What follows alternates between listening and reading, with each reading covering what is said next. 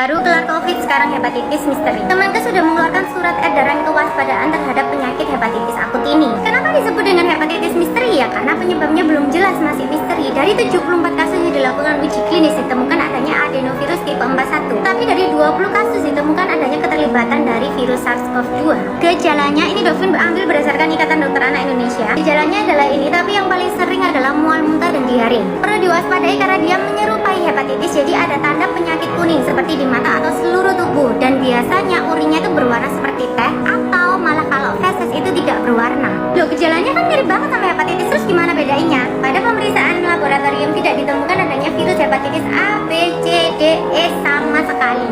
Tapi tetap ada peningkatan dari serum AST atau ALT yang kita sering dengar SGOT dan SGPT. Kasusnya kan sering pada anak-anak, apakah dewasa bisa kena? Jawabannya kalian harus lihat berdasarkan 3 klasifikasi ini. Yang pertama, kasus pasti atau confirm, harus ada gejala. Ada peningkatan serum SGOT dan SGPT, harus berusia kurang dari 10 tahun dan terdeteksinya sejak 1 Januari 2022. Yang kedua, possible atau kemungkinan sama tapi bedanya usia 11 sampai 16 tahun. Yang ketiga, baru semua usia yang ada gejala seperti sebelumnya dan memiliki kontak erat dengan confirm case. Jadi kalau dewasa hanya masuk kategori Evelyn yang confirm dan pasti hanya anak-anak di bawah 10 tahun. Pencegahan ini yang paling penting karena penyebabnya belum diketahui secara jelas, maka kebersihan yang harus dijaga. Cuci tangan, minum air yang matang, makan makanan di rumah yang matang sepenuhnya, buang tinja atau popok sekali pakai pada tempatnya, menggunakan alat makan sendiri, memakai masker dan menjaga jarak. Dan kalau ada anak-anak dengan gejala seperti tadi, jangan disepelekan, langsung dibawa ke pelayanan kesehatan terdekat. Please jangan disepelekan karena di Indonesia di RSCM sendiri sudah ada 3 pasien yang meninggal karena terduga penyakit ini, dan itu merupakan pasien rujukan dari Jawa Timur dan Jakarta Barat. Jadi stay safe. Pak Anies yang pertama lebih ganteng dari saya itu jelas. Yang kedua, ya apa? Pinter, pandai, cerdas. Nih kalau kita lihat. Siap, boleh tidak?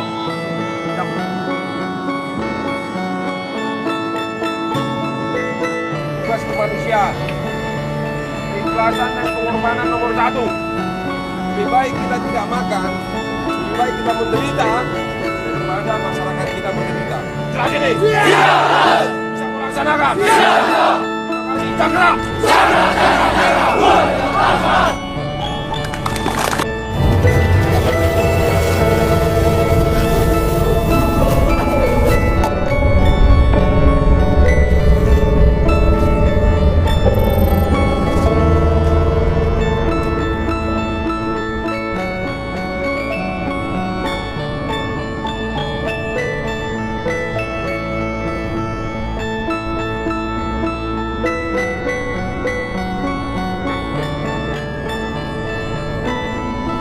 Assalamualaikum warahmatullahi wabarakatuh.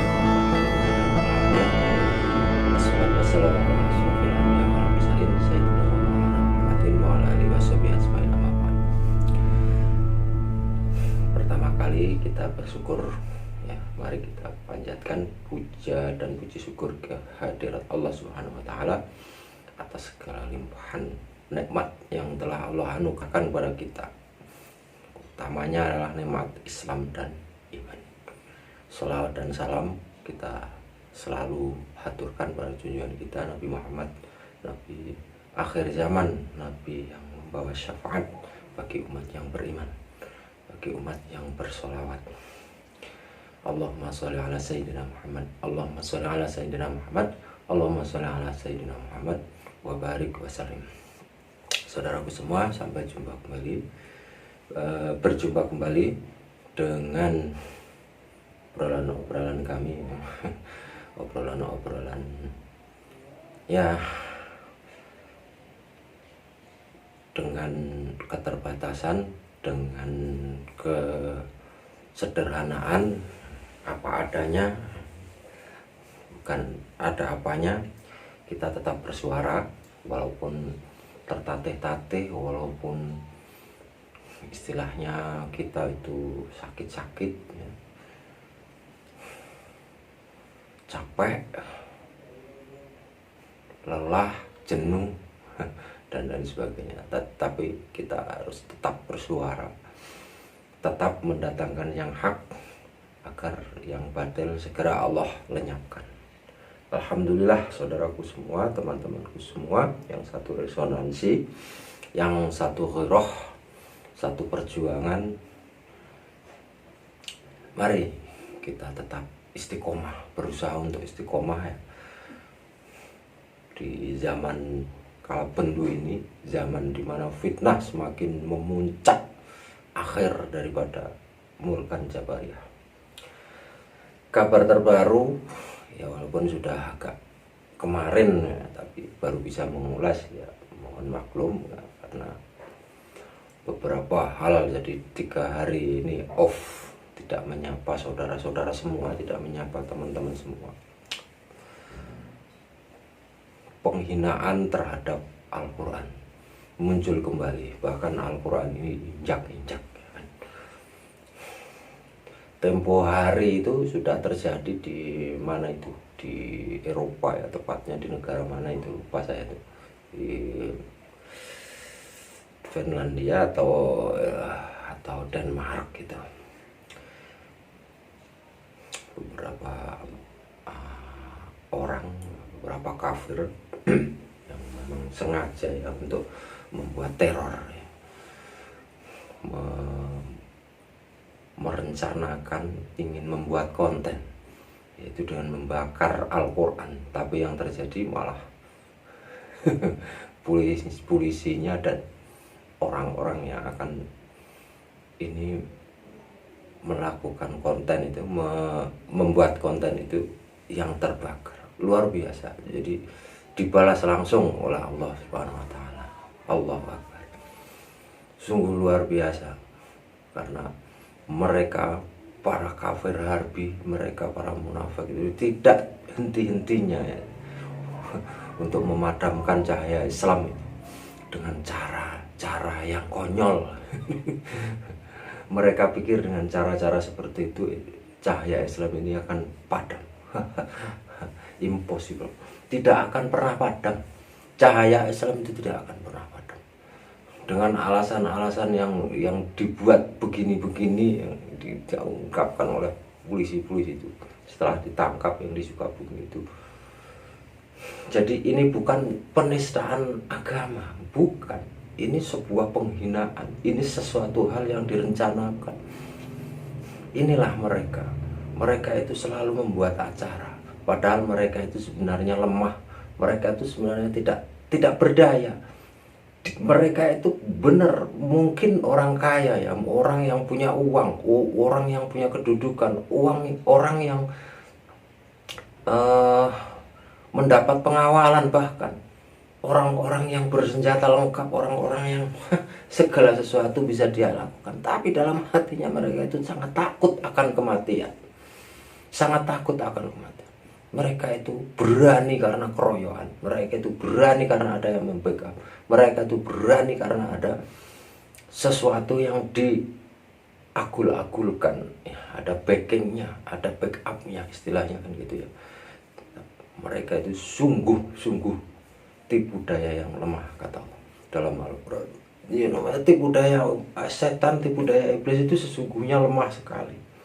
Makanya mereka itu luar biasanya apa? Berani sekali.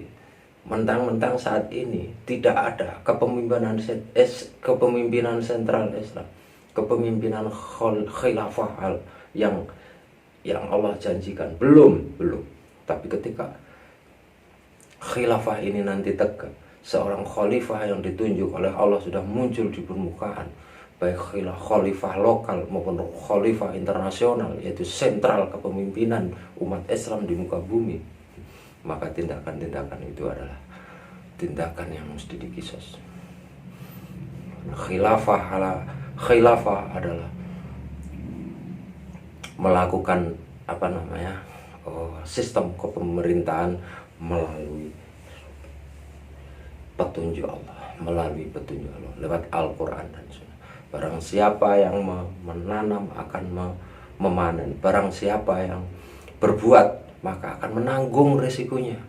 Orang yang memotong jari maka dia akan dipotong. Orang yang membunuh tanpa hak maka mereka akan dibunuh. Barang siapa yang menganiaya maka mereka akan mendapatkan apa dia lakukan pada orang yang dianiaya. Mereka memukul hingga mati, maka mereka juga akan dipukul sampai mati. Itulah kisah adil. Hukum Islam adalah solusi. Islam itu adalah solusi di muka bumi. Tapi bagi para pendosa, bagi para munafik, bagi para pecinta dunia, para pecinta maksiat, hukum Islam sangat dibenci. Wajar sekali, karena mereka tidak bisa melakukan riba, mereka tidak bisa menipu, mereka tidak bisa melakukan kecurangan-kecurangan.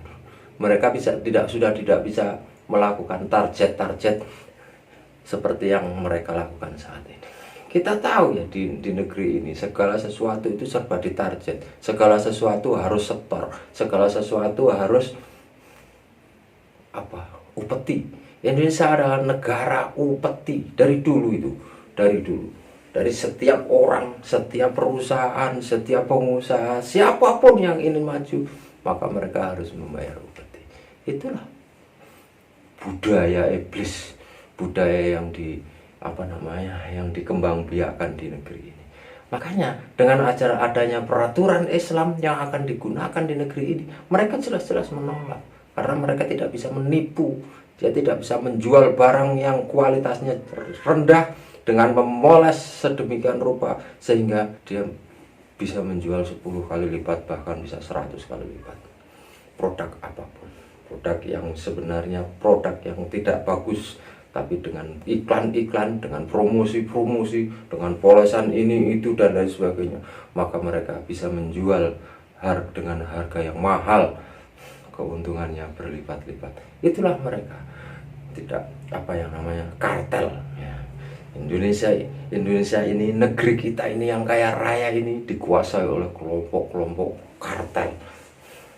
Jadi barang-barang yang beredar di seluruh masyarakat kita adalah barang abal-abal yang dipropagandakan sebagai barang yang mewah, barang yang bagus dengan harga yang relatif mahal, tapi barang itu bisa laku di pasar, padahal kualitasnya sangat jelek, kualitasnya di bawah standar. Tapi anehnya ada sebuah manufaktur yang mempertahankan produknya, yang mempertahankan kualitas bukan kuantitasnya, tidak akan laku karena dia apabila tidak mau mengikuti kartel mereka. Itulah negeri kita, negeri dengan 1001 tipu daya. Jadi bukan negeri 1001 malam, tapi 1001 tipu daya. Luar biasa negeri kita yang dikuasai oleh para penguasa asing dan asing, yang sipit-sipit itu ya, penguasa setan, pengusaha penyembah setan. Mereka melakukan ritual-ritual di Gunung Kawi, di Gunung Kemukus, di laut pantai selatan, dan lain sebagainya.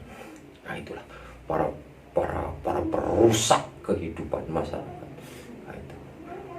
Mereka akan selalu mencari cara. Ya, ayatnya sudah jelas dalam Al-Quran. Walan tardu angkal yahudu walan nasara hatta tattabi'a millatakum. Qul inna hudallahi wal huda. Petunjuk itu adalah tetap petunjuk Allah. Inna dina indallahi Islam. Agama adalah Islam, petunjuk adalah petunjuk Allah. Sudah jelas. Tapi mereka, para penyembah iblis, para pemuja setan, para pemuja kemaksiatan, pasti akan menentang itu semua. Baik. Nah, itu penghina Al-Quran dengan menginjak-injak Al-Quran. Mereka pikir tidak akan ada konsekuensi yang mereka harus terima, walaupun mereka sudah ditangkap polisi. Nah, itulah the play game. Mereka melakukan memainkan permainan yang sangat jelek, sandiwara yang sangat jelek, sandiwara yang mudah sekali dibaca. Kemudian ada penyakit baru. Negeri kita sudah dijangkiti oleh penyakit baru, yaitu hepatitis misterius. Luar biasa. Namanya hepatitis, tapi penyebabnya masih virus. Iya, karena mereka melakukan injeksi kemarin itu dengan menggunakan melakukan injeksi itu, full injection kalau motornya juga. Jadi barang siapa sudah masuk dalam sistem full injection, maka mereka akan terjangkit penyakit hepatitis. Nah, itulah mereka itu. Mereka sedang merencanakan depopulasi, mereka sedang merencanakan kontrol populasi. Lebih gila lagi instruksi dari dari sang penyembah iblis nomor 1, yaitu yang yang paling utamanya, backgroundnya ya, pemimpin utamanya yang punya hak veto untuk percetakan uang di seluruh dunia, ya, uang palsu, uang kertas, uang yang tidak backup dan kolateral emas. Mereka akan membunuh 93% penduduk Indonesia dan disisakan 500.000 saja. Jadi jangan heran, kita jangan heran kalau akan muncul penyakit yang aneh-aneh, yang misterius lah, yang serius lah, yang horomus, yang horor. Mereka itu sengaja menciptakan horor. Mereka selalu menciptakan rasa takut. Mereka selalu menakut-nakuti. Itulah kerjaan mereka. Kerjaan setan adalah membuat ragu-ragu. Setan itu adalah membuat ragu-ragu, dan setan selalu menakut-nakuti. Dan penyembah setan akan berlaku seperti itu. Jadi jangan heran kalau ada penyakit baru yang namanya hepatitis lah, hepatus lah, pokoknya apa saja. Ya, itu semua. Maka jadi orang itu jangan buta secara jas merah, kata Bung Karno. Ya. Jadi saya selalu nyebut Bung Karno, bukan saya ini seorang yang mengidolakan Bung Karno, enggak ada. Saya ini hanya mengidolakan Allah dan Rasulullah dan para alim ulama, para wali, para habaib. Saya tidak pernah mengidolakan siapapun selain yang saya sebutkan. Saya hanya menggarisbawahi kalau Bung Karno punya politik di zaman Mulkan Jabariyah, Hitler punya politik jalan Jabariyah, itu seperti ini, saya olah. Ya, rasa patriotnya bisa kita olah, karena ini Mulkan Jabariyah. Soekarno berada di Mulkan Jabariyah, ya. Mustafa Kemal Pasha, dia yang memulai Mulkan Jabariyah, ya, gitu. Jadi jangan salah paham, oh saya ini seorang Soekarno. Enggak ada yang saya idolakan, mau Soekarno, mau Soeharto, enggak ada yang benar, karena mereka memimpin negeri ini bukan dengan Al-Quran dan hadis. Tidak ada alasan untuk mengidolakannya, tidak. Nah, oke. Jadi teman-temanku, saudara-saudaraku, jangan terkecoh, jangan jatuh ke lubang yang sama. Kita juga bangga dengan kemarin pas Idul Fitri dan membludaknya warga Jakarta yang sholat di Stadion JIS itu luar biasa. Tapi kita tetap waspada, jangan sampai kita terlena, jangan sampai kita tertipu daya lagi, karena mereka selalu membuat tipu daya. Itu titik. 2024 masuk Mulkan khilafah alamin haji nubuwah. Kita tidak butuh presiden lagi, kita tidak butuh demokrasi, kita tidak butuh HAM, karena dalam khilafah semuanya sudah diatur. Qul inna hudallah. Kita tetap, kalau ingin kita ada di jalan Allah, maka kita tetap harus berpegang teguh kepada agama Allah, yakni kita harus berhukum dengan hukum yang sudah Allah turunkan. Cukup sekian.